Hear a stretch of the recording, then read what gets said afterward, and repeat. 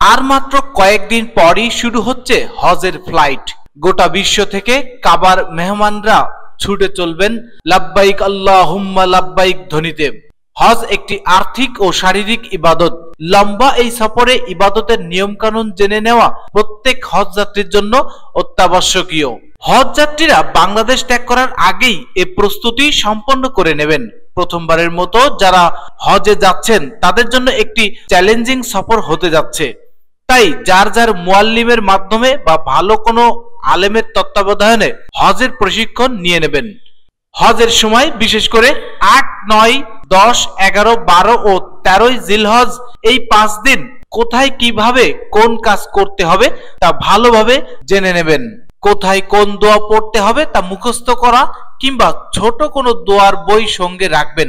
সফরে প্রয়োজনীয় জিনিসগুলো লাগেজে করে অবশ্যই নিয়ে যাবেন। যেমন পুরুষদের জন্য ইহরামের কাপড় ২ সেট, ২ ফিতার জুতা বা স্যান্ডেল, সুগন্ধি মুক্ত সাবান, কেননা হজের সময় কোনো সুগন্ধি ব্যবহার করা যাবে না।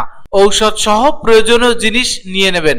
সবচেয়ে গুরুত্বপূর্ণ হলো আপনার পাসপোর্ট, হজের নুসুক কার্ড, মুআল্লিম নাম্বার ও টাকা পয়সা সযত্নে আপনার সঙ্গেই রাখবেন। তা অন্য কাউকে দিয়ে বহন করাবেন না। তা রাখার জন্য বেল্টের ব্যাগ বা গলায় ঝোলানো ব্যাগ ব্যবহার করবেন।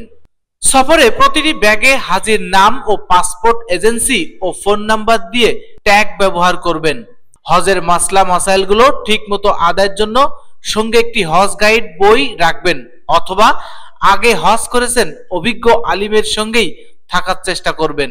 সর্বোপরি আল্লাহর কাছে সুষ্ঠুভাবে হজ আদায় এবং নিরাপদ সফরের জন্য দোয়া রইল। দর্শক, ভালো থাকবেন, সুস্থ থাকবেন। ধন্যবাদ।